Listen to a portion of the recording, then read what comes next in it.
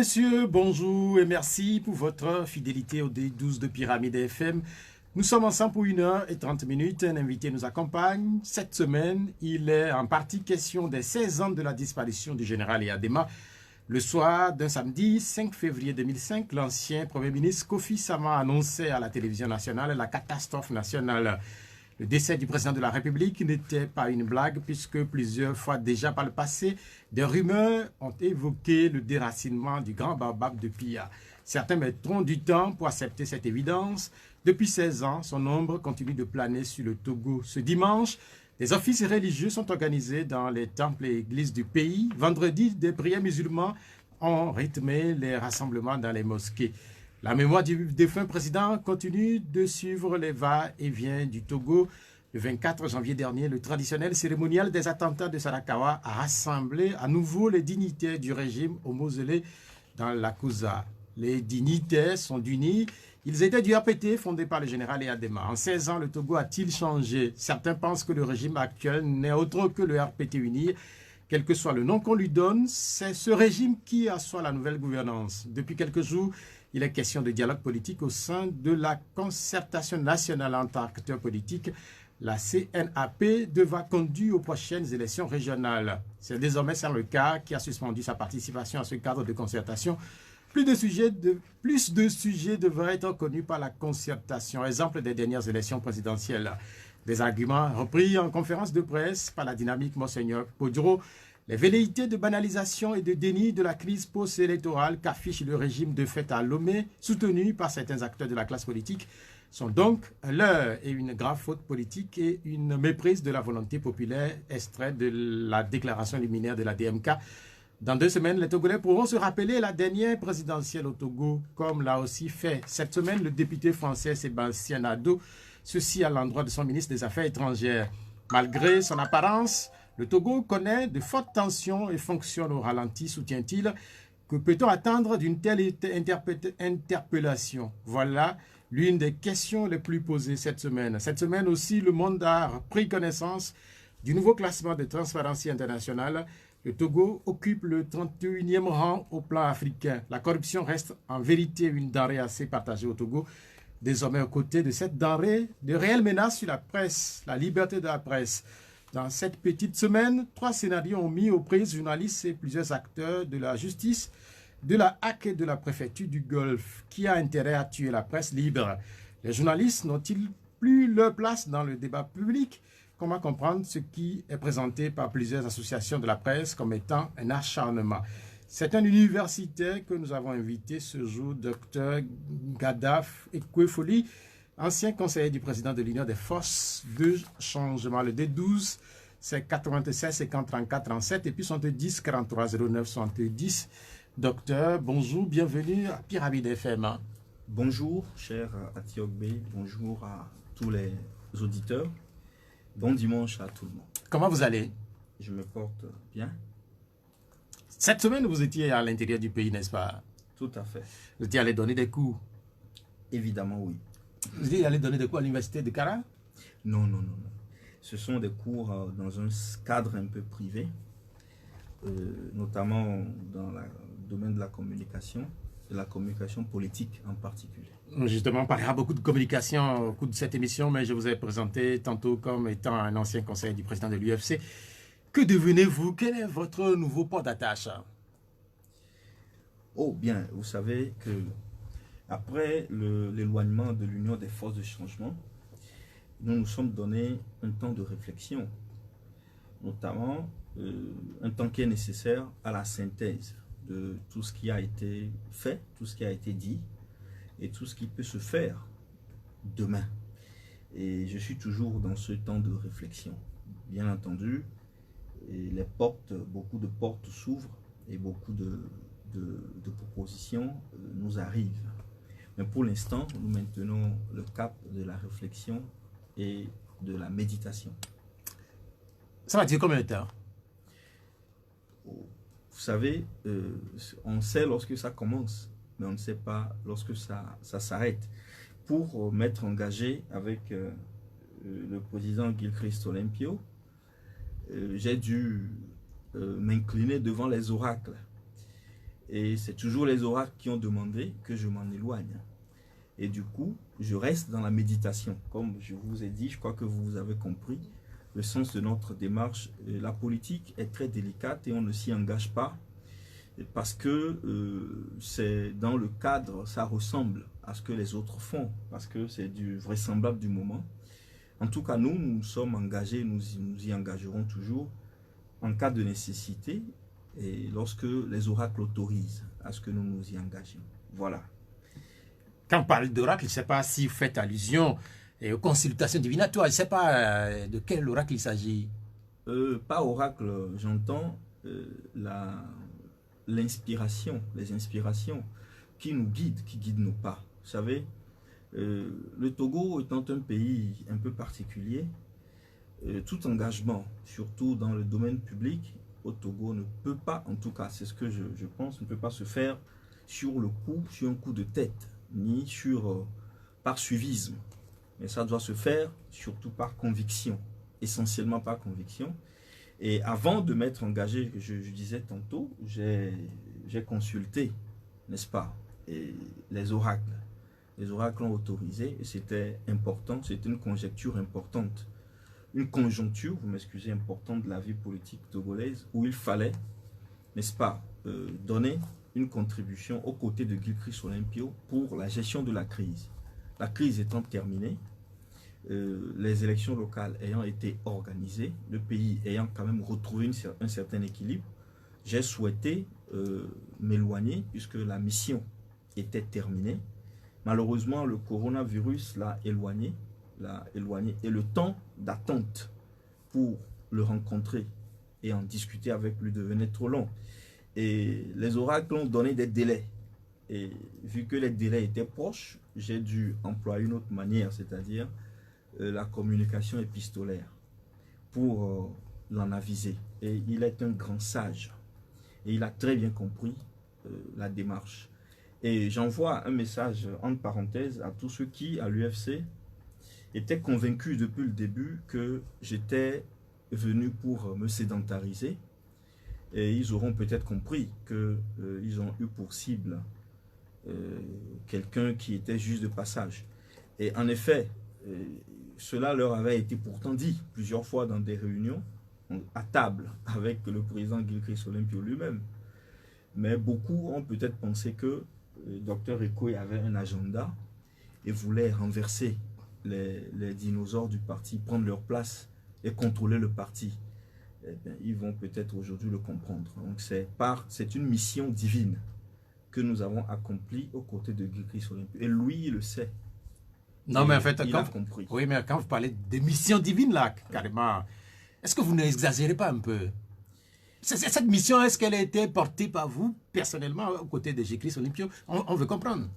Alors, c'est la première fois que je m'exprime sur ce sujet depuis que la presse a publié ma sortie.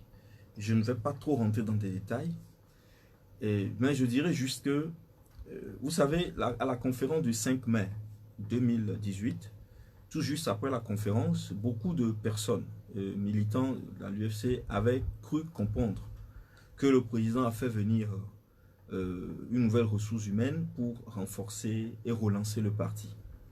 Et tout de suite, j'ai commencé par encaisser des flèches. J'ai dû faire une interview publique pour clarifier les choses, disant à tout le monde que je ne suis pas de l'UFC et donc je ne suis pas là pour prendre leur place. Et évidemment, en cette période-là, il y avait un parti politique au Togo qui m'avait contacté pour faire un travail, un accompagnement en communication, mais aussi en stratégie politique. J'avais accepté et cela m'imposait donc de clarifier ma situation vis-à-vis de l'UFC. C'était quel parti? Je ne pourrais pas vous donner le nom du parti, mais est-ce que c'était quand même compatible?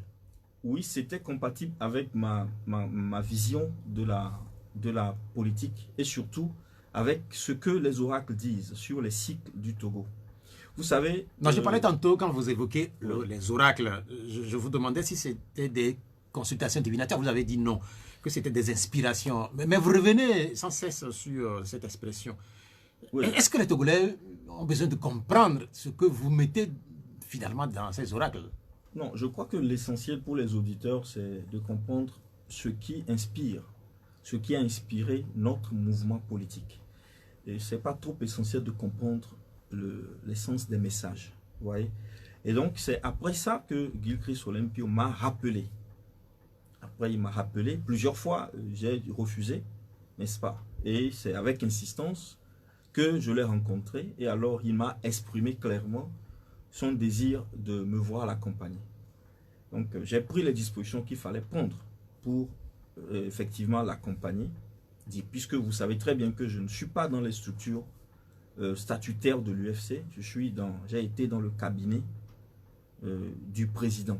Et dans le cabinet, le président peut coopter n'importe qui pour des missions au sein de son cabinet. Vous étiez comme un professionnel, un mercenaire. Un mercenaire, non, parce que la nature du travail que j'ai fait à l'UFC nécessitait un engagement de cœur.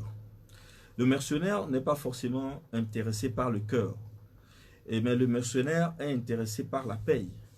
Et cela ne vous échappera pas, ne vous aura pas échappé que je n'ai jamais été payé. J'ai jamais reçu un seul rond de l'UFC.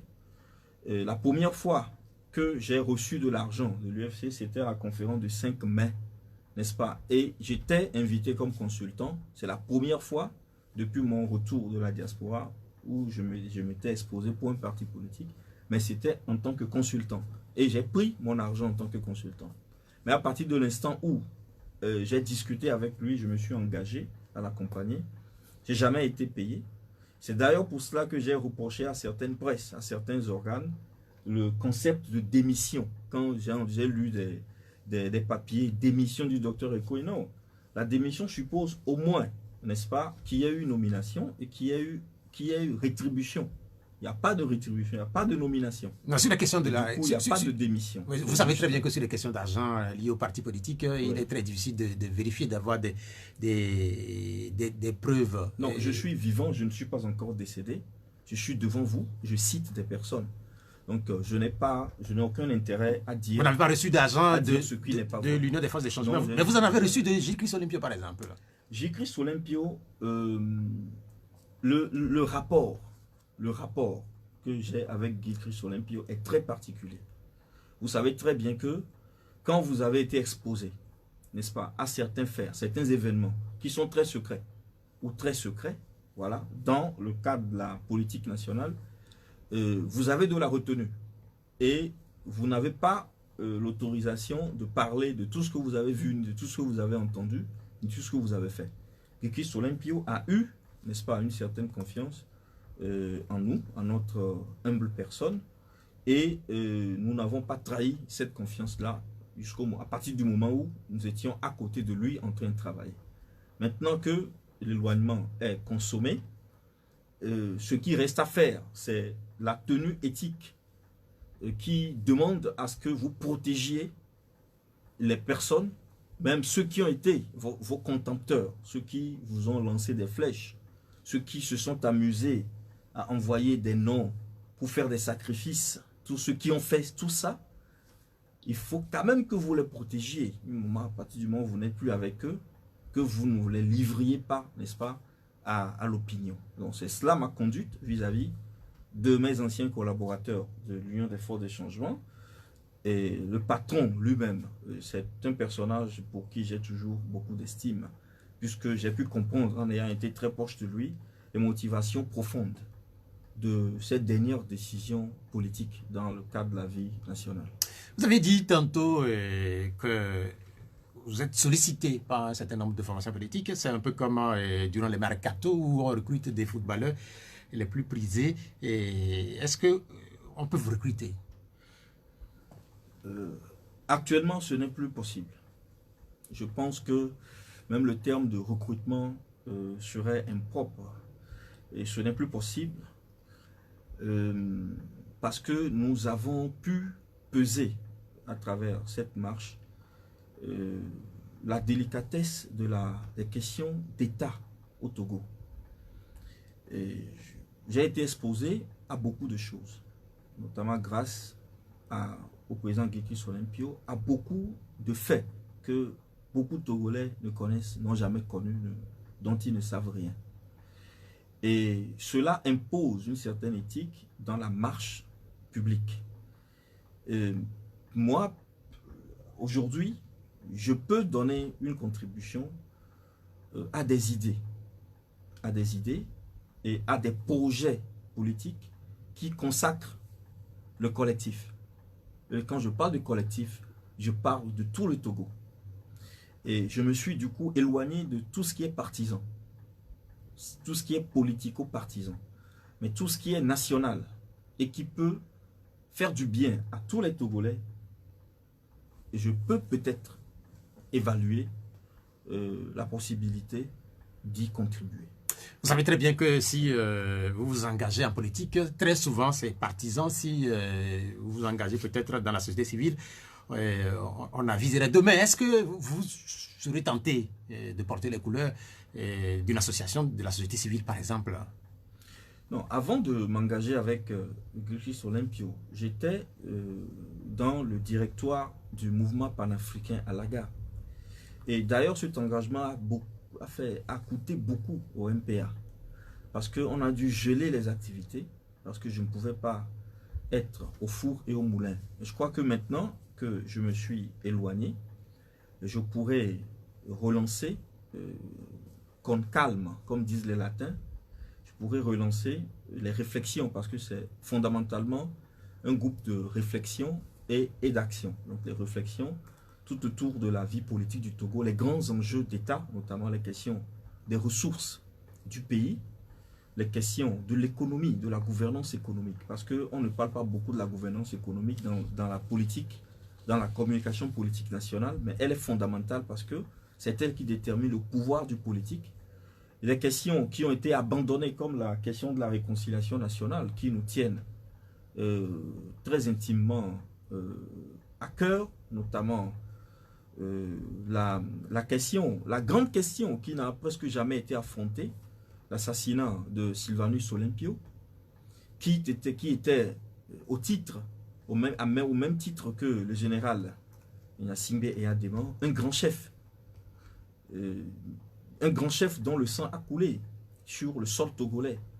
Et tout le travail mystique et ésotérique qui doit être fait suite à ce sacrifice n'a pas été fait. Et ce sont des questions qui ne sont pas politico-partisanes, qui dépassent les partis politiques et qui sont des questions d'enjeu national.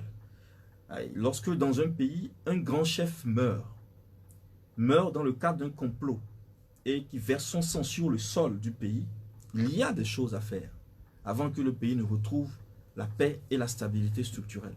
Ce sont des questions dont pouvaient se saisir les partis politiques qui ont les ambitions d'ordre national. Malheureusement, les partis politiques sont étriqués dans leur quête du pouvoir et ont oublié qu'il y a des enjeux majeurs qui déterminent même le succès de leurs actions. Vous évoquez la mémoire de Sylvanus Olympio. En réalité, plusieurs partis politiques évoquent cet assassinat. Mais à vous écouter, c'est un peu comme si on ne l'évoque pas assez, ou on ne l'évoque pas de la façon dont on devait l'évoquer. Oui, c'est parce que les oracles nous ont parlé. En décembre, vous savez, nous sommes très liés à la question spirituelle. Et depuis 2015 que nous avons commencé le travail sur le Togo, avec notamment des gens comme le prophète Esaïe, que j'ai connu pendant 2 ans de façon très intime. Et c'est d'ailleurs ce qui a motivé le plaidoyer que j'ai cru utile de faire en faveur de sa libération, lorsqu'il était encore détenu à la prison civile, avant le procès, avant le début des auditions. Parce que je considère que ce n'est pas un citoyen qui doit rester, qui doit être privé de sa liberté. Il est une ressource fondamentale pour le Togo. Et les choses, les connaissances qu'il possède, dont il a fait des démonstrations, et je ne suis pas un novice, et nous ne sommes pas des novices, ce que le prophète Esaïe a peut transformer le cours de l'histoire du Togo. Non, ce que vous dites, c'est sérieux, ce que vous dites là? Je ne crois pas... vous le dites sérieusement, je vous le dis. Je ne crois pas être en train de blaguer. Et si je le dis, je le dis, c'est parce que je crois que l'heure est grave. Et je lance encore de nouveau un message, peut-être un ultime message, envers les autorités, les plus hautes autorités de ce pays, pour favoriser un entretien entre le prophète Isaïe et le chef de l'État. Parce qu'il a des choses à dire. C'est vrai que ceux qui consultent en faveur du pouvoir au Togo sont nombreux, que ce soit dans le monde évangélique, dans le monde des loges, et que ce soit dans le monde de la tradition. C'est vrai, mais il y a des niveaux d'essence, de conscience spirituelle qui ne peuvent pas être atteints par n'importe quel type de consultateur ou de consultant. Des entités très élevées qui ont des mémoires sur des millénaires ne peuvent pas être consultées avec notamment le sang des boucs, même pas avec le sang humain. Or, ces entités ont pu se manifester et nous savons de quoi nous parlons. Puisque, vous savez, nous sommes en train de rentrer, nous sommes entrés dans l'ère du Verseau. Et dans l'ère du Verseau, la Renaissance africaine revient. Et pour la Renaissance africaine, il y a des pays, des communautés qui sont clés. Et le Togo fait partie de ces pays-là. Donc ce qui se passe, ce qui arrive au Togo, devient très important aux yeux des mécanismes qui vont se suivre pour la mise en place de la Renaissance africaine. Du coup, je veux dire que le prophète Isaïe, les entités qui l'ont instruit ne descendent pas souvent. Et le niveau de projection dont il dispose sur l'évolution du Togo, les choses qu'il faut faire et les choses qu'il ne faut pas faire, est tel que il doit être consulté. Je le répète, il doit être, ça devient très urgent. Il faut qu'il soit consulté et qu'il soit mis en confiance afin qu'il puisse parler des choses que le chef de l'État seul doit entendre. On évoquait en réalité la mémoire de Sylvanus Olympio et vous évoquez vous aussi un travail spirituel qui serait en train d'être fait par un groupe, notamment le prophète Isaïe. Sans doute qu'il n'est pas seul avec vous. Il n'est pas seul et nous ne sommes pas seuls. Et là, pour peut-être fermer cette parenthèse, si vous le permettez, les derniers messages qui sont arrivés de façon itérative concernent notamment la question du sang versé par Sylvanus Olympio. Et il y a des délais que nous devons respecter. En tant que des gardiens de l'ordre national, nous devons respecter. Et il faudrait que nous fassions, le Togo fasse attention. Bientôt, le 27 avril arrive. Et nous citons quelqu'un qui s'est battu pour que le Togo existe. Je ne dis pas pour que le Togo soit indépendant, parce que l'indépendance vraie est à venir, selon les cycles. Nous ne sommes pas encore indépendants. Et ce ne sont pas les hauts responsables du pays qui me démentiront. Maintenant, je voudrais dire juste, et je m'arrête là, je vois que vous voulez prendre la parole, je voudrais dire que il faut que des rituels soient faits, absolument, et pas avec le sang, parce que ce qui a été fait dans le cadre de l'Ashcrude et de la CVJR, où il y a eu des sacrifices sur des voies publiques avec du sang, ce n'est pas de la purification. Purification, aucun lecteur de Fa, aucun sacrificateur traditionnel au Togo ne me dira qu'on fait de la purification avec du sang. Ça ne se fait jamais dans les rituels. La purification se fait avec de l'eau, des produits du monde végétal et avec le sucre du palmier, ce que nous appelons généralement du dera, ou quelquefois avec du sodabi. Bon, je ne veux pas rentrer dans des questions ésotériques. C'est clair que... Nous ne sommes pas là pour ça, mais ce sont des choses qui nous tiennent à cœur et que nous suivons. Vous pensez que c'est important, ces questions-là aussi, c'est important pour le Togo? C'est absolument important. Moi, je voudrais qu'on évolue, puisqu'on évoquait en réalité votre passage à l'Union des forces de changement, du moins aux côtés du leader de ce parti politique, Gilles-Christ Olympio, qu'on n'entend plus. Est-ce qu'il est fini, Gilles-Christ Olympio? Gilles-Christ Olympio, c'est un mythe. Il y a la personne et il y a la personne en soi en tant qu'humain et il y a la figure politique. Du point de vue politique, il a très bien dit depuis son discours de 2017 et là, je me trouve dans une situation un peu compliquée puisque je ne représente plus, n'est-ce pas, l'UFC. Mais je peux dire que le discours, il est public. Il a clairement dit qu'il prend du recul et il laissera la place à des gens plus jeunes pour conduire, n'est-ce pas, le projet qui a été le sien et qui s'est incarné en l'Union des forces de changement. Et à partir de cet instant, il ne s'est plus jamais fait voir publiquement et il reçoit peut-être même plus les journalistes. Et c'est très rare de le voir. Je ne dirais pas qu'il est fini, on ne dit pas d'un homme qu'il est fini.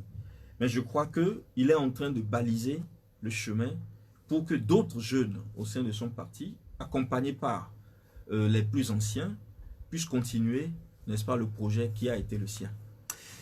J'écris qu'il ne reçoit presque plus personne, notamment les journalistes. Je voudrais qu'on parle des journalistes, puisque l'actualité au Togo, ces derniers temps, cette actualité-là tourne autour de la presse et des journalistes. Je rappelle que vous intervenez à l'ISICA, l'Université de Lomé, où on forme les journalistes. Et la question, c'est de savoir si la presse togolaise est un problème pour le Togo ou pas. Est-ce que c'est un problème?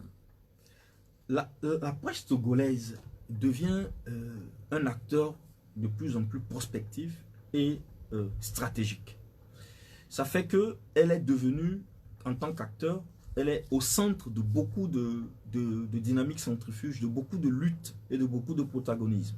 C'est ce qui explique les derniers virements ou revirements ou bouleversements subressauts que nous avons connus, n'est-ce pas, au Togo, concernant certains journalistes qui ont dû faire face à des accusations tenues directement par le parquet, le procureur de la République, ou bien par les services de renseignement qui s'occupent des questions criminelles, ce que nous appelons au Togo le SCRIC. Les journalistes togolais ont aujourd'hui, je crois que le journalisme togolais rentre dans un âge d'or. Parce qu'il y a ce que nous avons toujours rêvé voir au Togo, le réveil et la brillance du journalisme. Les journalistes ont aujourd'hui accès à beaucoup de formations et les journalistes ont aussi élevé leur niveau de connaissance, de lecture de l'actualité politique. Et si vous remarquez très bien, les papiers qui se font aujourd'hui deviennent de plus en plus liftés, de plus en plus intéressants. Ça commence pas à grandir, ça commence pas à devenir sérieux. Ça commence pas à devenir beaucoup plus légitime que la presse de combat que nous avions connue dans les années 90.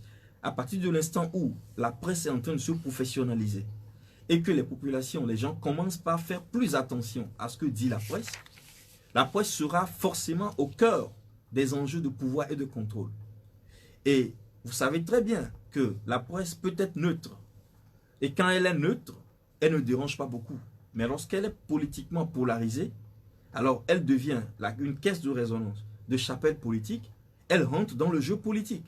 Et donc elle va subir, n'est-ce pas, les affres que subissent les acteurs politiques, au même titre que les acteurs. C'est normal. Dans tous les pays du monde, c'est comme ça se fait. Lorsque le journaliste prend la veste, n'est-ce pas, de l'acteur politique, le politicien ou le politique qui le voit en tant qu'adversaire ne peut pas en ce moment-là faire ce qu'on appelle la scission d'entre la figure du politique et la figure du journaliste. Mais en fait, ce que vous écrivez là, si c'est vrai pour les pays africains, notamment le Togo, quand vous dites que c'est partout dans le monde, est-ce que c'est vrai pour la France, par exemple? Un journaliste qui fait des dénonciations, et des dénonciations qui, par exemple, sont reprises par une partie de la classe politique, est-ce que le pouvoir le confond, ce journaliste-là, à cette classe politique? Non, on ne peut pas. Alors, si, on peut faire une comparaison, si, entre la presse togolaise et la presse française, mais en tenant compte de la synchronie. Parce que nous ne vivons pas le même cycle politique que la France. Ce qui se passe aujourd'hui, c'est passé en France, il y a eu des décennies. Et aujourd'hui, la presse française est très structurée. Il y a des grands groupes. Et les grands groupes sont en contact avec les grands intérêts financiers. Avec le CAC 44, avec les acteurs financiers qui financent, n'est-ce pas, et qui contrôlent l'économie française. Ils ont le contrôle sur la presse. C'est très difficile qu'aujourd'hui, un journaliste français soit traîné dans la boue. C'est très difficile. Et ne parlons pas de la conscience populaire qui est très avancée, qui est très évoluée. Au Togo, c'est maintenant que nous sommes en train d'aller vers la constitution des grands groupes de presse qui deviendront des pôles d'intérêt importants. Et c'est cette transition qui doit être contrôlée par les pouvoirs politiques, soit de l'opposition, soit du parti au pouvoir. Et donc la presse est au cœur de cet enjeu. C'est normal ce qui se passe. Maintenant, ce qui doit être fait, c'est une clarification des espaces. Quels sont les espaces qui appartiennent en propre aux journalistes, les espaces qui sont légitimement du domaine du procureur de la République et les espaces qui sont ceux de la HAC. Il faudrait qu'il y ait un distinguo, un clarifitis qui soit fait sur cette question-là. Lorsque c'est fait, et que les journalistes aussi, la plupart des journalistes ne connaissent pas en fait leurs droits. Et beaucoup ne lisent même pas les codes. Donc, notamment, il y a 3 tests fondamentaux. Si je laisse tomber les articles 26, 25 et 26 de la Constitution, il y a 3 tests au Togo qui, n'est-ce pas, régissent l'activité journalistique. Il y a la loi de 2016, n'est-ce pas, sur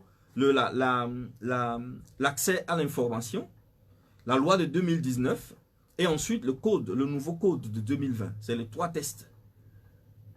Il faut que les journalistes maîtrisent ces tests. Par exemple, quand nous envoyons des journalistes chercher des informations publiques dans des entreprises parapubliques ou publiques, où on découvre qu'il n'y a aucun personnel qui a été désigné par l'entreprise pour faire l'interface entre l'entreprise et la presse, on se dit que c'est parce que le monde journalistique ne connaît pas ses droits.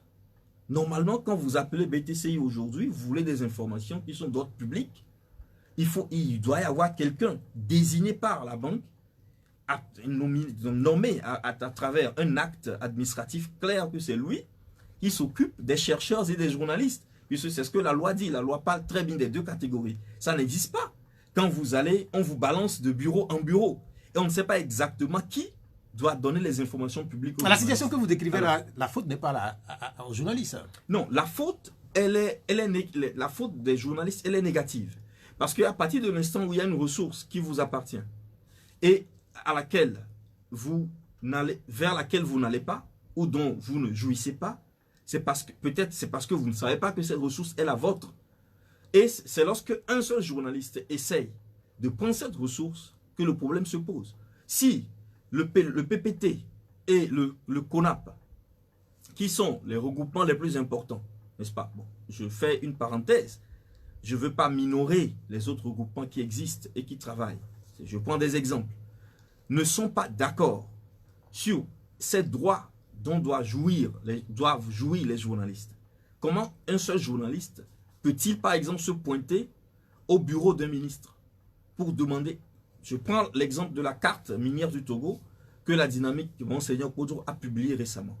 Cette carte-là, c'est un document public qui pouvait être demandé par un journaliste au ministère des Mines.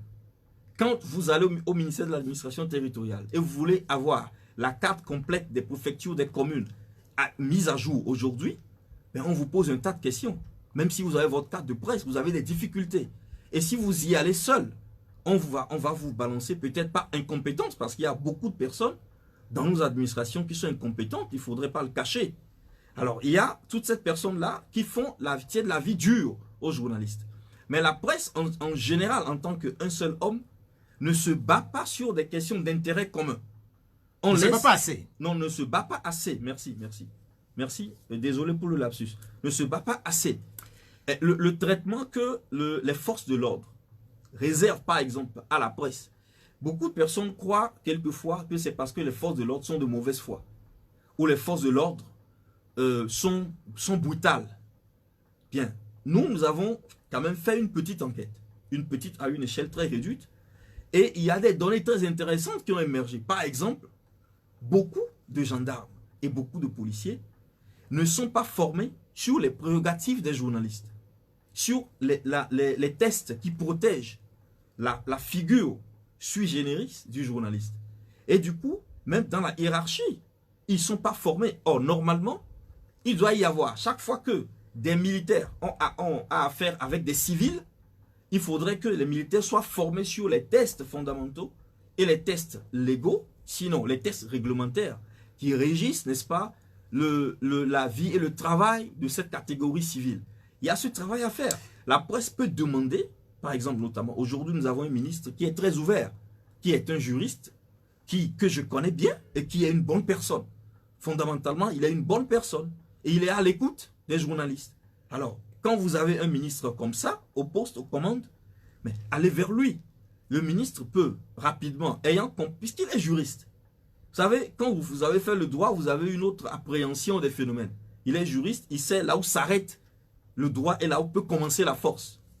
Maintenant, il peut accompagner la presse. Si la presse ne veut pas tirer la société vers le bas, il peut accompagner la presse. Il peut demander par exemple à ses collègues qui sont dans la sécurité, mais écoutez, n'est-il pas possible de faire des ateliers de formation aux forces de l'ordre sur les droits des journalistes? Mais quand je parle des forces de l'ordre, je ne parle pas des agents qui vont sur le terrain avec les instruments de violence pour faire violence aux journalistes. Je parle de la hiérarchie, de la haute hiérarchie, vous savez qui donne les ordres et qui doit savoir que cet ordre que je donne n'est pas bien. Vous pensez que des ateliers de ce genre n'ont jamais été faits? Des ateliers, par exemple, qui englobent au-delà des journalistes la personnalité humaine? Non, il faudrait que le problème du journaliste aujourd'hui soit posé de façon claire et spécifique. Et que tous les acteurs de la société qui ont affaire à des journalistes soient formés sur les droits et les devoirs des journalistes. Est-ce qu'en réalité, ce n'est pas un problème d'ordre structurel que conjoncturel, ce qui se passe en ce moment? Non, je ne sais pas ce que vous voulez dire exactement. Vous pouvez reformuler la question. Aujourd'hui, par exemple, il y a des types de réactions vis-à-vis des journalistes, des institutions qui réagissent, des personnalités qui réagissent. C'est pas nouveau. C'est pas... Ça a des origines, sans doute. Oui, vous savez, si nous voulons remonter à l'époque du parti unique ou à la transition démocratique et à tout ce qui s'est passé jusqu'en 95, 94-95, parce que c'est ce qu'on appelle en latin la svolta, c'est-à-dire le grand tournant. Puisque au Rwanda, il y a eu le génocide. Et on a vu le rôle qu'a joué la radio Mille Collines. Et c'est ce tournant-là qui a commencé par faire bouger les choses dans le sens positif du terme. Alors, si vous voulez retourner avant cette période, on pourra gloser indéfiniment.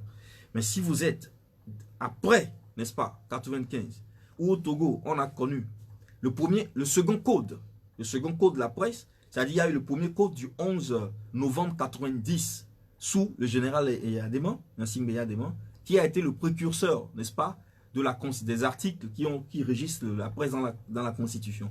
Après, il y a eu le code de 95. Et c'est après le code de 95, de 98, que, en 99, l'observatoire, l'OTM a été mis en place. Donc, des choses ont commencé par changer. Nous sommes dans une période de progression. Il ne faudrait pas quand même le nier.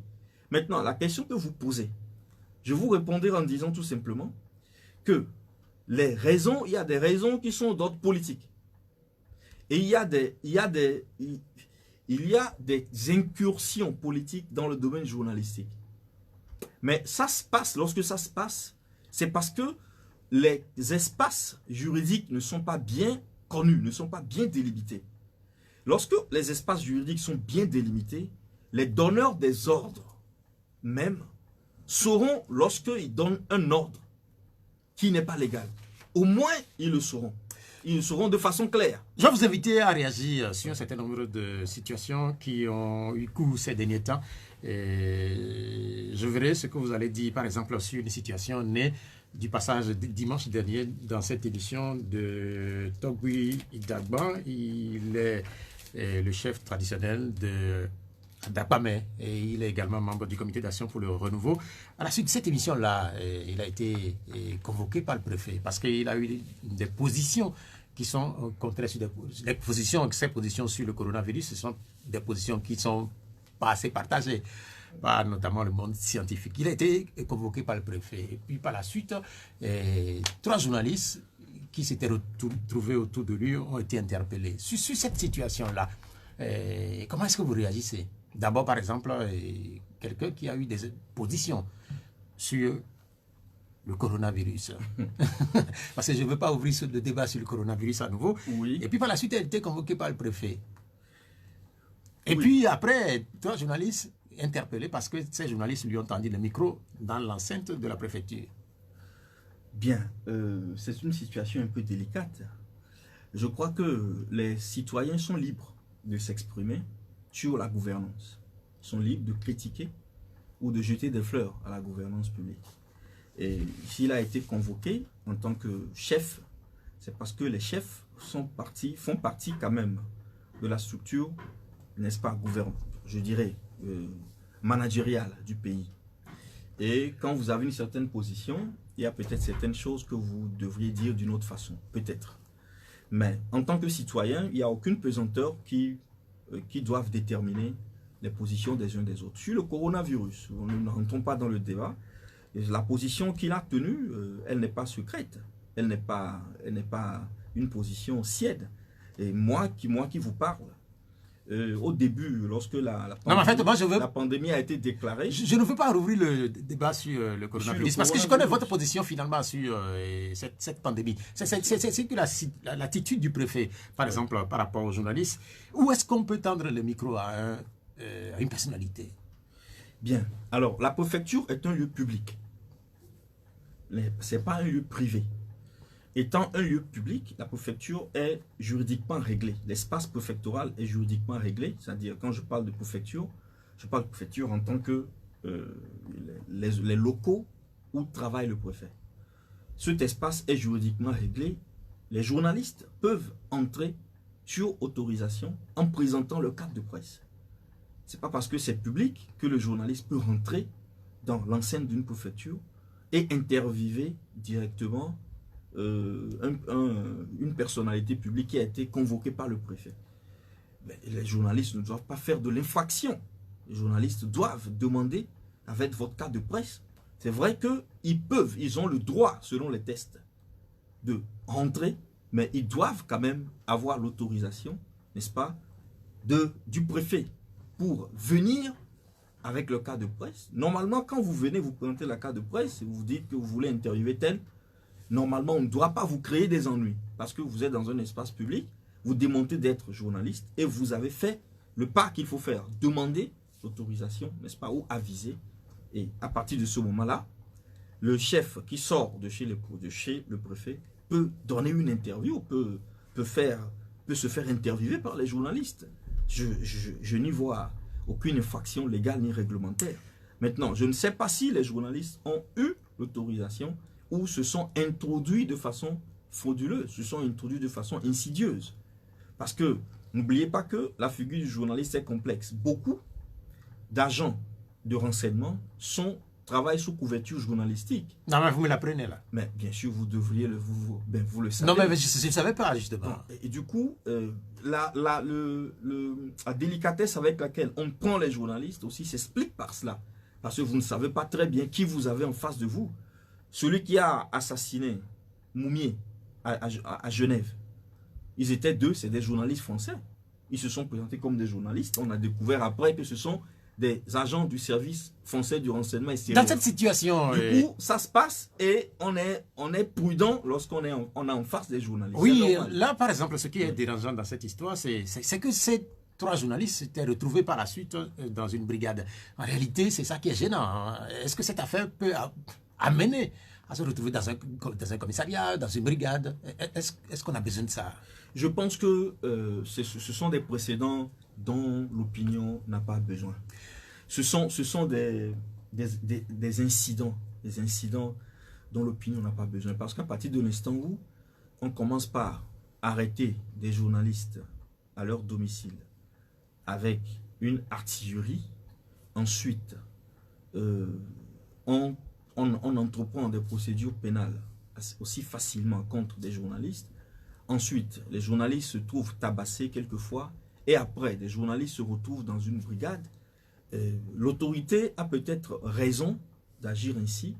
Mais l'accumulation de ces faits produit un effet dans l'imaginaire collectif qui n'arrange pas l'autorité, qui n'arrange pas la gouvernance de l'autorité. Donc il faudrait aussi tenir compte de cette situation. Beaucoup de personnes ne vont pas s'informer sur les détails. Lorsque on est allé prendre Carlos Quetoro, ou lorsque des journalistes qui étaient au domicile de Agbeome Kodjo ont été pris, beaucoup de personnes, l'opinion n'ira pas interroger les forces de l'ordre pour comprendre les détails. L'opinion prend des positions sur la base des bribes d'informations qui circulent. Et tenant compte de cela, de cette versatilité de l'opinion, l'autorité doit faire attention. C'est savoir que quand vous touchez à des journalistes, si ce n'est pas extrêmement nécessaire, il vaut mieux ne pas faire du bling-bling, de ne pas faire de la théâtralisation, mais de faire dans du flexible. Ça permet aux gens de se sentir beaucoup plus en confiance. Merci beaucoup pour ces explications. Je rappelle que dans quelques instants, nous allons permettre aux auditeurs d'intervenir dans l'émission, de poser des questions d'éclaircissement comme c'est de tradition. Je vous soumettrai également d'autres cas de figure qui ont eu lieu cette semaine et qui ont encore impliqué la presse. Sur le cas en question, puisqu'au final, les journalistes étaient obligés d'effacer ce qu'ils ont interviewé, la question à l'heure du numérique aujourd'hui, est-ce que c'est pas facile, par exemple, pour un journaliste, par la suite, de rappeler quelqu'un qu'on a interviewé et dont les éléments ont été effacés par la suite, de le rappeler au téléphone, de l'interviewer? Est-ce qu'on a besoin de forcer un journaliste à effacer une interview? Non, le journaliste peut toujours rappeler le chef, le voir à la maison ou bien dans son palais. Est-ce que ça vaut la peine de nettoyer? Puisque le chef, ce qu'il a dit, il pourra le redire. Est-ce que ça vaut la peine de nettoyer? C'est ce dont je parlais. C'est des démonstrations, n'est-ce pas, de pouvoir. C'est des démonstrations de pouvoir qui peuvent très bien intimider la presse, mais qui peuvent aussi radicaliser la presse. Et l'autorité devrait faire attention. Justement, sur la question. Ne pas avoir la presse nouvellement formée. Parce que, vous savez, à Ezika, il y a le programme Profamed, qui a été d'ailleurs appuyé par l'autorité. Ne parlons pas du président de l'université qui a appuyé ce programme. Et beaucoup de journalistes sont formés aujourd'hui sur des questions d'économie, sur des questions d'environnement, questions de relations internationales. Et ils sont beaucoup plus informés. Quand vous avez une presse ou des enfants qui grandissent, qui deviennent plus intelligents, il faut savoir les tenir. Parce que si le pouvoir a contre lui une presse qui devient de plus en plus performante, donc de plus en plus légitime, il risque d'avoir du fil à retordre. Merci beaucoup. Je rappelle que Dr Ekwe Foli Gada, il est ancien conseiller du président de l'Union des forces des changements. Il intervient également dans plusieurs universités du Togo. Nous allons lui donner la possibilité de réagir aux réactions des auditeurs, comme c'est de tradition, sur le 96 50 34 37 et puis son 10 43 09 70. Le premier auditeur est en ligne. Allô, bonjour. Allô, bonjour. Oui, votre nom? C'est Bozambo. Comment vous allez? Ok, allez-y, Bozambo. Ok. Il est actuellement à l'UFC, bien, c'est ancien. Moi, je l'ai présenté comme ancien conseiller du président de l'Union des forces de changement. Comme c'est eux qui ont le chef de file de l'opposition, si quelque chose ne va pas, il faut que le chef de file de l'opposition sorte dans son bouquet et dise quelque chose au peuple togolais. S'il n'y aura pas la liberté d'expression, s'il n'y aura pas les opposants dans notre pays, c'est le chef de file de l'opposition qui doit rassembler tous les acteurs politiques pour faire ce qu'il ne fait pas. Pourquoi on arrête les journalistes et pourquoi on poursuit les opposants? Donc je prie à notre invité de dire à son papa, notre papa, de dire quelque chose par rapport à ce qui se passe dans notre pays. Parce que c'est lui qui est le chef de file de l'opposition. Si le Togo, ça va mal, ça adresse à lui et à M. Ford.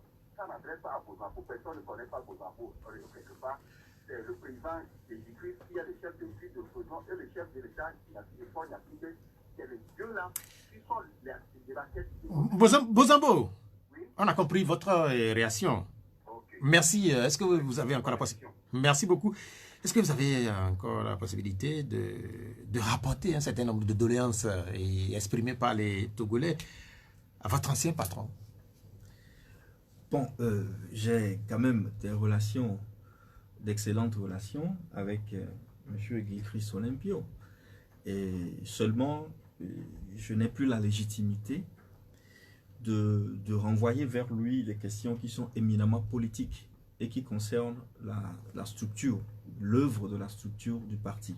Je crois que certains militants de l'UFC nous écoutent et certains hauts responsables du parti nous écoutent et ils ont compris que Bozambo voudrait bien que M. Gilchrist Olympio s'accorde avec le chef de l'État pour dire quelque chose ou faire quelque chose en faveur des couches qui sont vulnérables. Bien, merci. Après Bozambo, nous allons avoir un deuxième auditeur. Allô? Allô, bonjour. Allô? Allô? Oui, le deuxième auditeur, je crois. Allô? Bonjour. Oui, parlez un peu plus fort et puis... Allô? Oui, allez-y. Bon, bonjour, l'invité. Bonjour, Monsieur Pelé. Parce que quand on parle de Jésus Solitude et on voit son ex, quel que soit son ancien, il connaît beaucoup de choses de Solitude. Et que les Togolais ont besoin de Solitude pour qu'ils nous expliquent. Je ne sais pas si notre invité connaît un peu l'accord RCCE pour les justices à quelques idées, comme on parle de la sécurité. Qu'est-ce qui s'est passé? Est-ce qu'il faut toujours espérer cet accord qui était déjà dans le passé? Bon, est-ce que, d'après vous, monsieur Sylvain Solitio est mort le 13 janvier 1963. Monsieur Yassine Yadjema est mort le 5 février 2005. Mais aujourd'hui, l'État ou bien on se mort la mort de Yassine Yadjema et on laisse Sylvain Solitio. Est-ce que ça peut faire quelque chose pour le peuple congolais? Bien, merci. Il a posé deux questions. La première question, c'est sur l'accord RPT-UFC. Je ne sais pas si vous voudrez encore revenir sur cet accord-là. Surtout que vous avez quitté votre ancien patron. Est-ce que vous vous sentez dans l'obligation de le faire? Bon, je ne suis pas en train de faire de la communication pour l'Union des forces de changement, ici. Et du coup, je ne me sens pas dans la veste de quelqu'un qui doit répondre à cette question. Si le peuple togolais doit encore espérer ou non à l'accord UFC-RPT, je crois que les responsables de l'UFC sont mieux placés pour venir répondre à cette question-là. Mais par contre, concernant Sylvanus Olympio dépasse l'UFC. Il dépasse le culte. C'est un homme national. C'est un individu national du passé, un peu comme je l'ai dit tantôt, le général Nassim Beyadema l'a été, un peu comme le chef de l'État actuel. Ce sont de grands chefs. Et je dis que son assassinat nous concerne tous. Le fait qu'il ait été assassiné et le fait qu'il soit parti avec le projet national dont il était le concepteur. Un projet qui a disparu avec lui et dont certaines survivances ont été notamment la création de la CEDEAO. Je crois que c'est normal que le peuple togolais se souvienne encore de ce monsieur. J'ai appris que le président Goriski sera célébré cette année et cela m'a réjoui. Et je crois que nous sommes en train d'arriver vers une réhabilitation de la figure de Sylvanus Olympio. Permettez-moi de dire ceci. C'est une mémoire que nous respectons tous. Et je crois que même tous les Togolais du sud au nord doivent respecter cette mémoire. Parce que par 3 fois de suite, dans l'histoire, n'eût été grâce à son intervention, le Togo que nous avons aujourd'hui, le Togo français, aurait été intégré dans le Dahomey. Ça veut dire qu'aujourd'hui, nous serions tous des Dahoméens ou des Béninois. Si ces hommes, lui et ceux qui étaient avec lui, ne s'étaient pas battus pour que le Togo existe ou pour que le Togo existât, il n'y aurait pas de Togolais aujourd'hui. Donc ce n'est pas de n'importe qui que nous parlons. Donc même si, comme tout homme, il a eu des défauts et il a commis des erreurs dans la politique nationale comme internationale, il demeure celui qui a lutté pour que le Togo existe. Oui. Et cela fait ou nous impose de réhabiliter sa figure, sa personnalité et de le célébrer ainsi. Et je crois que le grand sacrificateur Barriga, que je respecte beaucoup et qui a travaillé sur ce dossier de la réconciliation, s'il nous écoute, prendra avec le plus grand sérieux cette affaire de Sylvanus Olympio que nous ressuscitons. La question de l'auditeur, il met la célébration ou la commémoration de la mémoire de Sylvanus Olympio, il fait un rapport avec la célébration de la mémoire du général Yadema. Est-ce que c'est pas parce que aussi actuellement le chef de l'État, c'était son papa qui était le général Yadema? Si c'était Gilles-Christ Olympio, peut-être qu'on assisterait au même scénario. Je ne pense pas. Je crois que les choses vont se faire en leur temps. Et si on commence par le général Nassim Yadema, et après on arrive au président Gruniski, on pourra arriver aussi à Sylvanus Olympio. Je ne crois pas que tout doive se faire au même moment. Et je ne pense pas que c'est parce que le président Faure Gnassingbé est le fils à Gnassingbé Yadema qui le célèbre. Parce que il peut le célébrer en privé, c'est son père. Mais le général Yadema, en tant qu'homme d'État du Togo pendant 38 ans, il rentre dans le patrimoine commun de tous les Togolais, que l'on veuille ou pas. Il a fait l'histoire du Togo.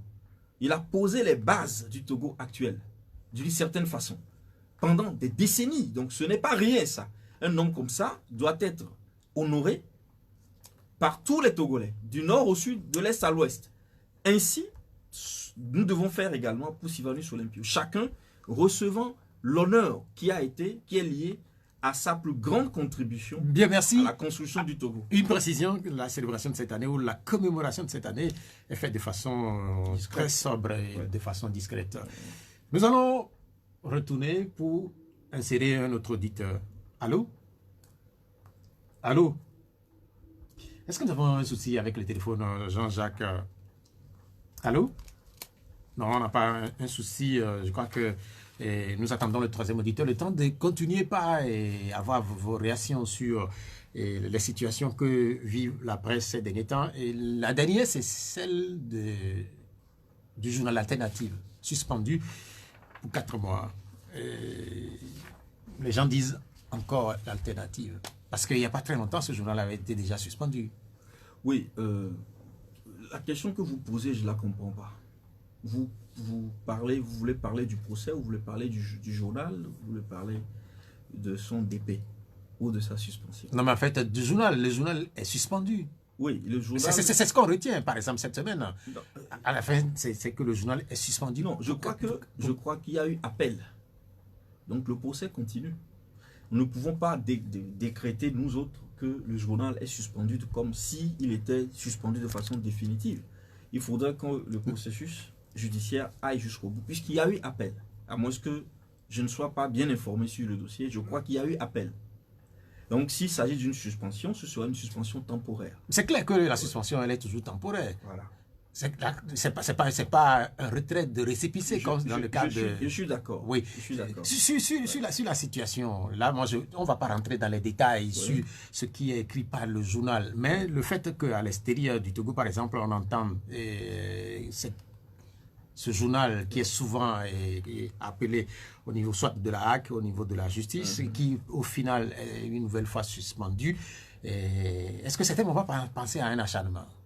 Bien sûr que la plupart des personnes pensent aujourd'hui à un acharnement du gouvernement, de l'exécutif sur la presse, et une presse qui n'est pas docile, une presse qui ne fait pas le jeu ou ne jette pas forcément des fleurs à l'exécutif, au gouvernement. Mais bon, et vous savez, la presse a toujours vécu ce genre de situations qui sont dommageables, n'est-ce pas? Et moi je souhaite de tout vœu que le contentieux que l'Alternative a avec le procureur et avec la famille Adjakli se vide et que le journal puisse... Non, mais en fait, on a su une nouvelle affaire. Ouais. Oui, bien sûr. Mais, nous étions partis avec l'affaire Adjakli qui a débouché sur la question du pétrole. Non, et qui aujourd'hui débouche sur une espèce de refus de ce journal de respecter les décisions intermédiaires qui ont été prises, puisque le journal, le monsieur, il a dit qu'il va continuer par publier. Non, mais en fait, non, je parle de la nouvelle affaire qui implique... C'est pour cela que je vous demandais... Oui, il y a une nouvelle affaire qui implique un ministre du gouvernement traité par le journal comme étant un faussaire. En réalité, c'était ça. Je ne sais pas si vous avez suivi l'actualité cette semaine. J'ai suivi cette affaire, mais il ne m'a pas paru que ce soit une affaire si importante.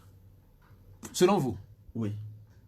pas si importante. Donc, parce que si j'étais à la place de ce ministre ou de ces personnes qui ont été mises en cause, bon, j'aurais fait fi.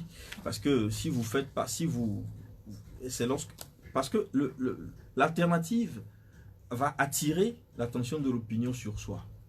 Et l'alternative va créer du focus. Et je sais pas, est-ce que l'enjeu est si important? La qualification d'un ministre, le ministre est faussaire. Il s'agit de qualification. Nous sommes dans la subjectivité. Bon, les journaux peuvent écrire ces choses, hein, qu'ils les écrivent. Bon, moi, peut-être parce que j'ai trop vécu en Occident, et j'ai fait du freelance comme journaliste en Italie. Du coup, quand je viens ici, je vois qu'il y a beaucoup de questions que la presse écrit, qu'on doit laisser tomber, quoi, sur lesquelles on ne doit pas faire une focalisation excessive. Eux, ils écrivent, hein, ils peuvent dire aujourd'hui de vous que vous êtes le plus beau, demain vous êtes le plus méchant. Après, prenez quelqu'un, nous parlons tout à l'heure de Gilchrist Olympio. Si Gilchrist Olympio avait voulu réagir à tout ce que la presse a écrit dans ce pays sur lui, il deviendrait fou. Il ne réagit jamais. Hein. Même quand vous allez le voir, vous lui dites, mais il faut réagir, il dit non. Laissez-les. Voilà. Donc, bien. C'est une bonne attitude. On a noté votre réaction. Donc, on me signale que finalement le téléphone a recommencé par marcher et que nous avons un auditeur. Qu'est-ce qui se passe, Jean-Jacques? Vous avez des soucis là pour pouvoir insérer les auditeurs. Je vais revenir sur une question qui est aussi importante. Quand on suit l'actualité de la presse, je voudrais vous poser une question. Jean-Jacques me dit que non, en réalité, qu'il y a quelqu'un qui patiente, qui est revenu. Allô? Allô? Oui, bonjour. Bonjour, monsieur. On vous appelle comment? Kossi Diolé. Oui, Kossi Diolé, vous voulez hausser un peu plus le volume de votre voix là? Oui, Là, ça c'est plus intéressant. Merci, monsieur. Question. Tout à l'heure, on a dit qu'il a démissionné de son poste d'ancien conseiller, il n'a pas accepté. Et pourtant, il avait quitté. C'était une mission qu'il avait. Et je voudrais demander si quelqu'un a une mission et que la mission n'a pas semblé finie et qu'il dépose et qu'il laisse la mission. En français, on qualifie ça de quoi? Est-ce qu'une démission de c'est quoi? Bien, merci. Il veut avoir une précision, parce que c'est vrai que j'ai utilisé c'est pas moi en réalité. La presse a utilisé le terme de démission quand vous avez quitté votre ancien patron, Gilchrist Olympio. C'était pas, selon vous, une démission. Il veut savoir c'était quoi. Bon, monsieur, merci de la question.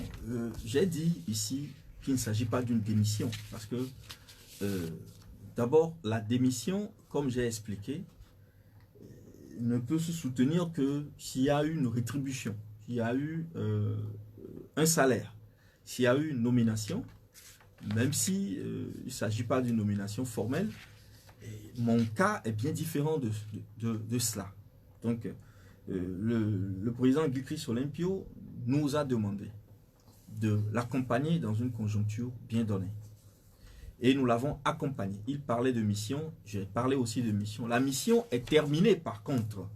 La mission est terminée puisque il ne s'agissait pas de demeurer, n'est-ce pas, dans le parti de façon indéfinie. Il s'agissait de jouer un rôle important dans un moment donné. Je crois que ce rôle a été joué. Et s'il faut peut-être passer à autre chose, se sédentariser dans le parti. Non, mais en fait, ça, vous l'avez suffisamment expliqué. Oui. Quand on a employé le terme d'émission, vous n'avez pas été d'accord qu'on ait utilisé ce terme-là. Oui, mais... C'est ça qui a suscité en réalité la réaction de l'auditeur. Alors, peut-être qu'on peut jouer sur les mots mission, démission. Donc, vu que je disais qu'il y a une mission, ce qui est certain, ça veut dire que c'est de la démission. Ce qui est certain, non, on ne fera pas ça. Ce qui est certain, vous n'êtes plus avec... Je me suis éloigné, n'est-ce pas, du parti. Ok. Et je reste dans de bonnes relations, comme je l'ai dit, avec le président Gilchrist Olympio. Après Kossi, on a un autre auditeur. Allô? Allô? Allô? Cet auditeur, il était en ligne, on l'a perdu. Nous parlions du général Adema, dont on célèbre aussi la mémoire. Et il est parti un 5 février 2005.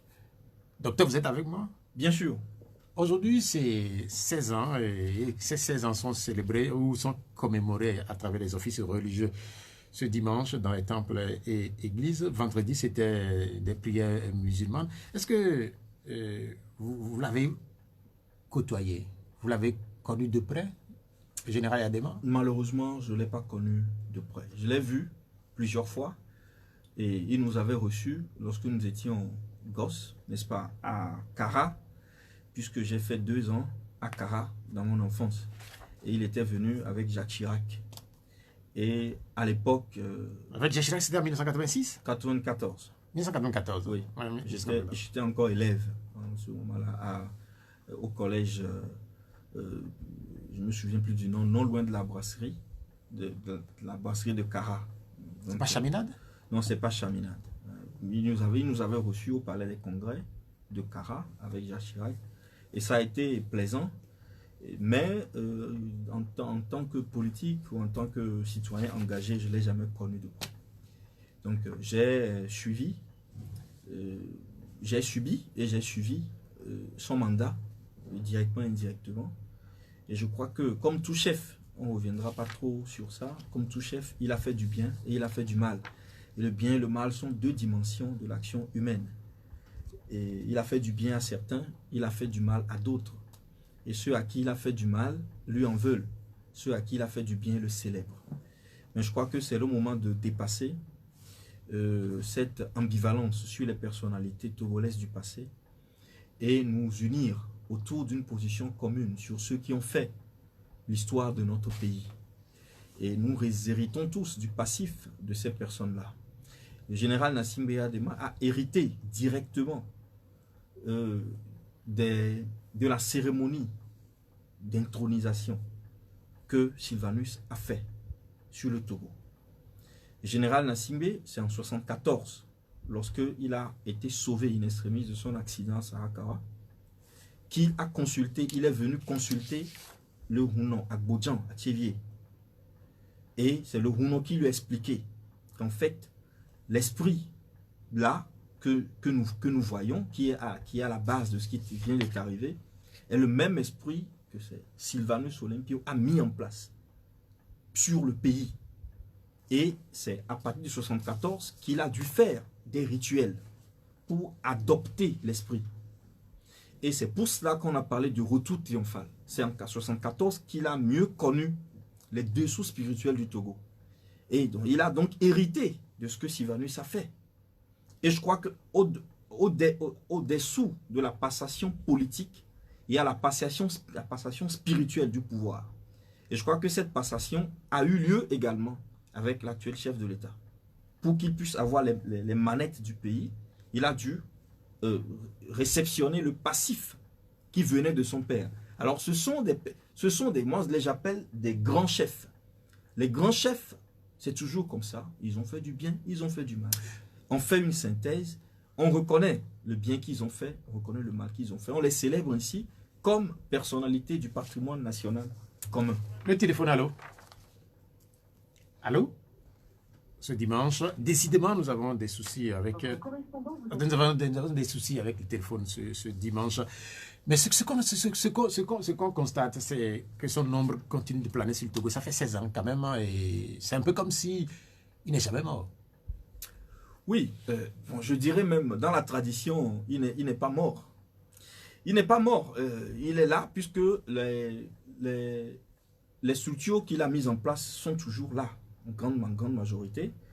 Et ces enfants sont toujours là. Quand je parle de ces enfants, je ne parle pas seulement des enfants biologiques, mais je parle également des enfants spirituels, politiques, idéologiques. Ils sont toujours là. Et les relations, la tradition relationnelle qu'il a mise en place avec les partenaires, notamment les États-Unis, la France, la Chine, l'Union européenne, cette tradition, elle existe toujours. Ce n'est pas un personnage anodin ni indifférent de notre... Et beaucoup de personnages, de personnalités aujourd'hui vivants et vivantes qui lui ont fait allégeance parce qu'il a gouverné avec des allégeances. Il n'a pas gouverné avec la bonne foi. Hein? Il n'a pas gouverné un peu comme Sylvanus Olympio qui a gouverné un peu avec de la bonne foi. Le général a gouverné comme on gouverne en Afrique. Il a gouverné avec des allégeances et des rituels que des gens, et qu'il a fait avec des gens. Et ces personnes-là lui doivent allégeance, même après sa mort. Et ça explique le fait que, à son décès, une partie de ces personnes ont installé son fils au pouvoir. C'est au nom de l'allégeance qu'ils ont faite au père qu'ils ont pu poser cet acte. Donc il y a une dimension spirituelle dans le pouvoir que j'essaie d'expliquer. C'est pour cela qu'il ne peut pas être mort. Il ne peut pas être mort, c'est-à-dire il ne peut pas mourir. Il est toujours là. Et nous devons faire avec. Et Sylvanus Olympio notamment aussi n'est pas mort. Il est là. Ses enfants sont là. Les enfants biologiques et ses enfants politiques sont là. Et d'ailleurs, le conflit politique au Togo s'est toujours théâtralisé sur ces deux forces binaires. Ça veut dire que ces personnalités existent toujours. Et ils sont là. Et aujourd'hui, il y a UNIR. UNIR vient du RPT.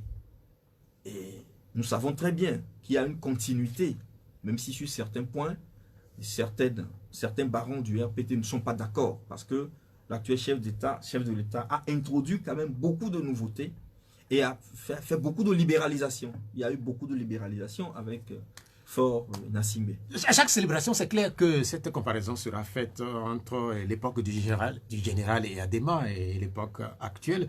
Pour certains, l'autre époque était mieux. Je ne saurais commenter leur avis. Mais comment est-ce que vous, par exemple, je ne sais pas si vous avez tout le temps vécu au Togo avant de partir à l'extérieur du Togo, quand vous allez dans certains coins de notre pays, dans certains milieux aujourd'hui, on ne cesse de rappeler ces époques-là où s'il y a des difficultés dans le pays, le général Eyadema fait distribuer de l'argent, oui. Ce qui fait que les gens ils ont dû manger pour un temps chez eux à la maison. Ils se rappellent avec une certaine amertume de cette époque ou certaine fierté de cette époque.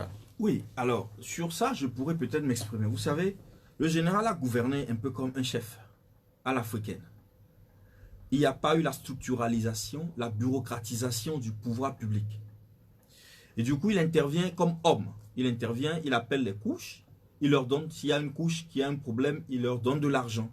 S'il y a des foyers, s'il y a des communautés qui souffrent, il vient, il intervient. Et cela plaisait bien aux gens.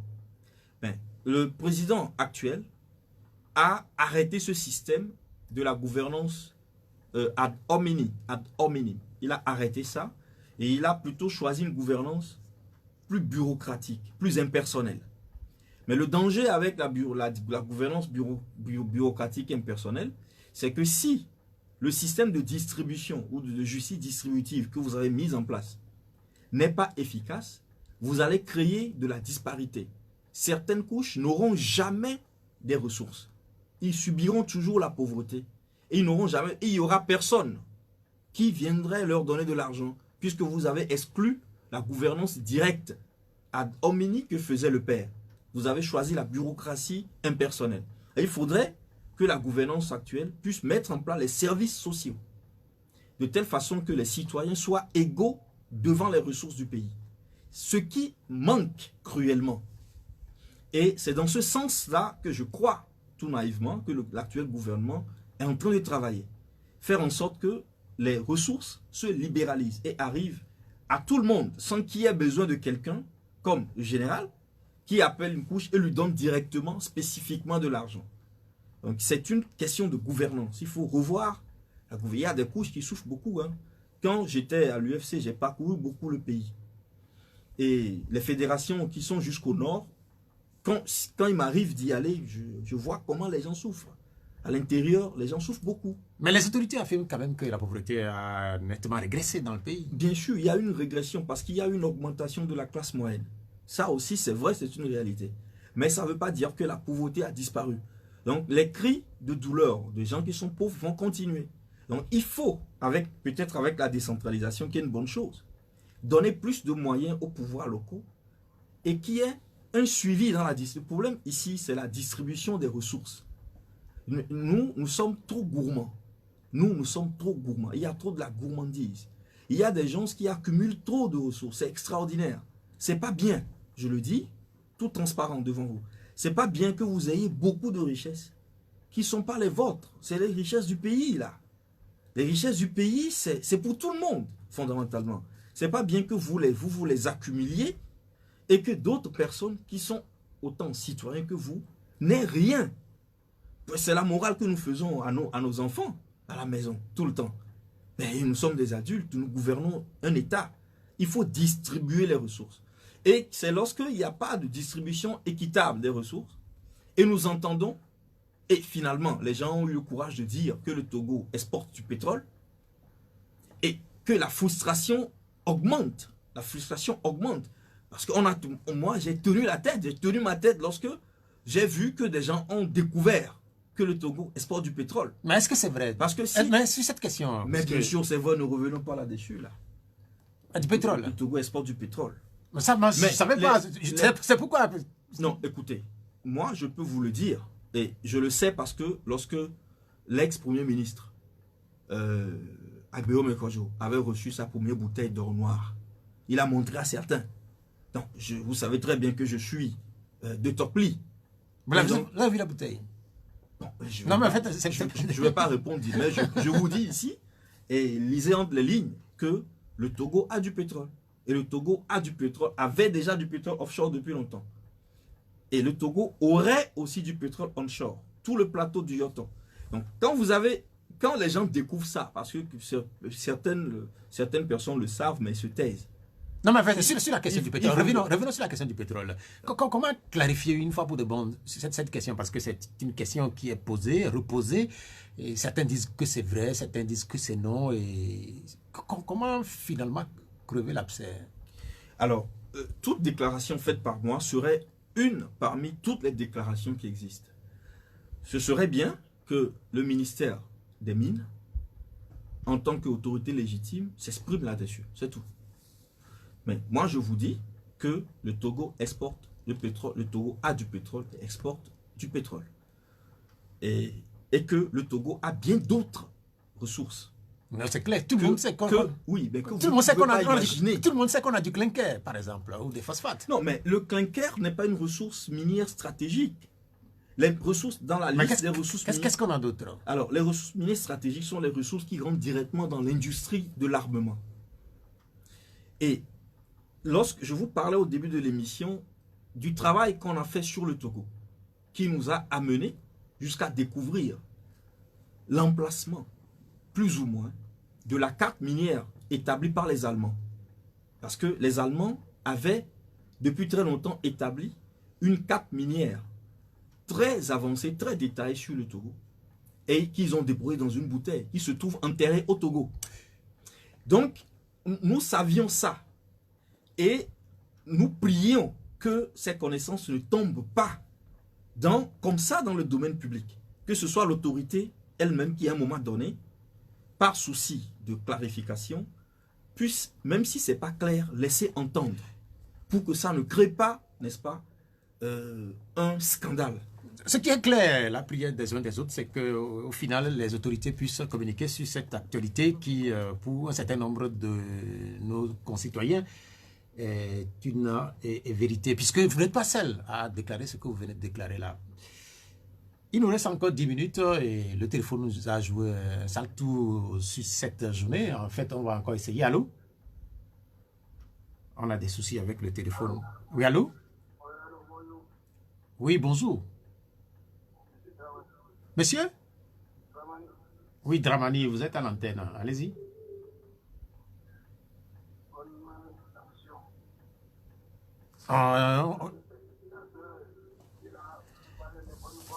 Là, par exemple, on a du mal à...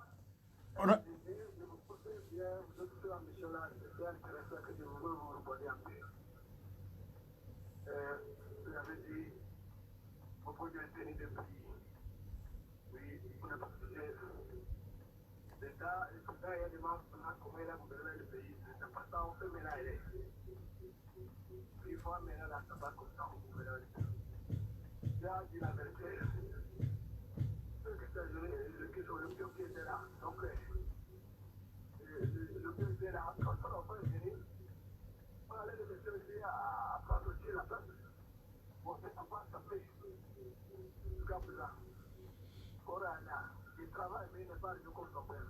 Parce que c'est là, il y a trop de voleurs qui y a tous les voleurs dans ce pays-là. Pourquoi? Quand il y a des manières, il n'y a pas de risque comme ça. Comment un pays doit avoir ça? Nous, les citoyens congolais, nous sommes tout le monde. Ce qui se passe là, faut l'intérêt, la campagne et regardez.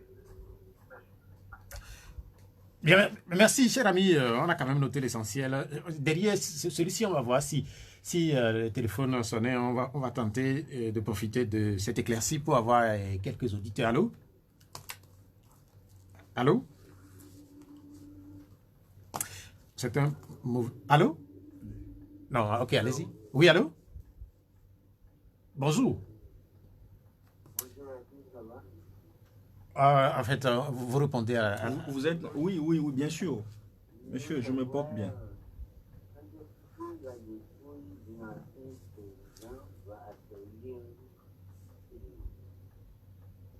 Ce qu'on va faire, on va couper les auditeurs, s'il vous plaît, parce que on a manifestement un souci avec la ligne. Le précédent auditeur, il a dit un certain nombre de choses. Je ne sais pas si vous avez pu noter l'essentiel. Oui, il a apprécié, si j'ai bien compris, la gouvernance du général Nassingbe Adema, qui répondait quand même aux problèmes des gens directement. Et il disait que sous l'actuel chef de l'État, ce n'est pas vraiment ça, qu'il y a beaucoup de couches qui souffrent beaucoup, qui sont un peu oubliées. Malheureusement, il n'a pas pu poser une question. Non, mais il a fait quand même une comparaison avec l'époque actuelle. Il semble dénoncer un certain laisser-aller. Il y a une question d'impunité qui s'est installée dans le pays. On a beaucoup plus de richards ou d'hommes riches dans le pays actuellement qu'avant. Des gens qui se sont enrichis, certains, sur des scandales financiers. Vous savez, il a raison. Il a raison. Là, tout ceci se rapporte à la nature du pouvoir qui est en place. Le général Adema avait été mis en place à une époque où les soutiens fondamentaux qu'il avait étaient plus extérieurs. Et c'est lui-même qui a bâti son système. Ayant bâti son système, il avait tout le contrôle.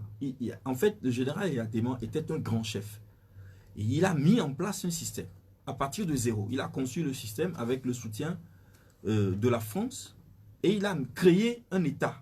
Il a mis en place une arme et une colonne, et avec tout le système commercial qu'il a mis en place. L'actuel chef de l'État n'a pas été, vu qu'il n'a pas hérité du pouvoir, du vivant de son père, il n'a pas hérité de cette autorité directement de lui. Il a été mis en place et aidé par une pluralité d'acteurs. Ça change du coup la nature de son pouvoir. Son pouvoir devient pluriel, avec beaucoup de personnes qu'il faut contenter et beaucoup de réseaux qu'il faut, au milieu desquels il faut faire de la médiation. Il faut que les gens comprennent que c'est l'origine de la nature de la passation qui détermine l'origine du pouvoir, détermine le type de gouvernance. Donc Faure Gnassingbé se retrouve en train de gérer, avec une manette complexe, en train de gérer beaucoup de réseaux qui l'ont fait, qui le font, qui le soutiennent. Et c'est ça qui a permis la multiplication des actes de corruption. Parce qu'il faut faire avec les soutiens. Les gens qui vous soutiennent, quand vous êtes au pouvoir, les gens qui vous soutiennent, il faut les contenter. Et si vous les contentez, si ces personnes commettent certaines erreurs, vous êtes vous savez, je suis transparent et toujours clair. Et vous avez l'obligation de fermer un œil, à moins que ces personnes aient vraiment fait des scandales dangereux et graves. Sinon, vous faites avec. C'est la difficulté de la gestion du pouvoir de Faure Gnassingbé, la gestion économique et sociale. Mais il a toujours une marge. Et je crois que le pouvoir a compris qu'aujourd'hui, les questions techniques doivent revenir au centre de la gouvernance.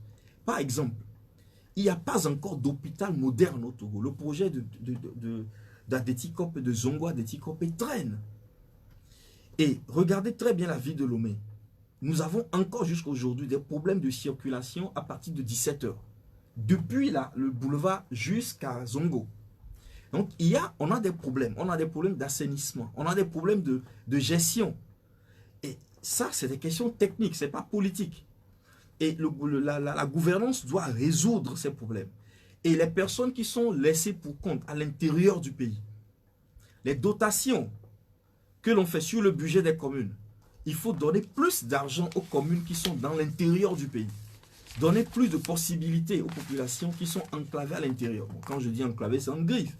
Il faut que la gouvernance réponde aux problèmes techniques aujourd'hui. Si la gouvernance ne le fait pas et rapidement, les gens seront toujours nostalgiques de l'époque des Adémans. Ou une solution intermédiaire, peut-être que le chef de l'État actuel mette en place un système hybride où, au moment où il travaille pour une bureaucratisation, une libéralisation des services sociaux, il mette en place également des organismes qui font comme faisait Adémans à l'époque. Donc qui, en ce moment, vont répondre aux besoins directement des populations. Ils combinent les deux.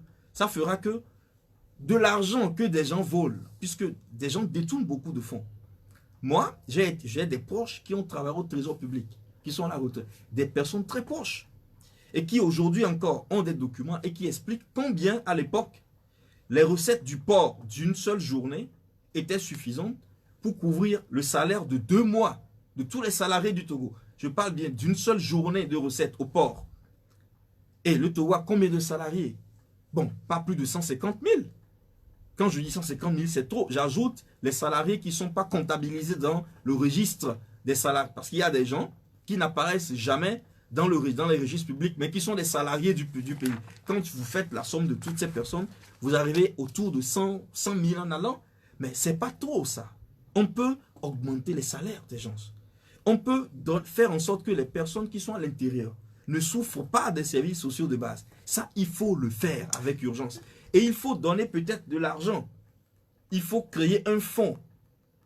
Faire exactement comme faisait le vieux, comme on dit. Un fonds à gérer par des personnes sérieuses qui iront aider des couches directement, peut-être à travers de petits projets qui sont des projets de couverture.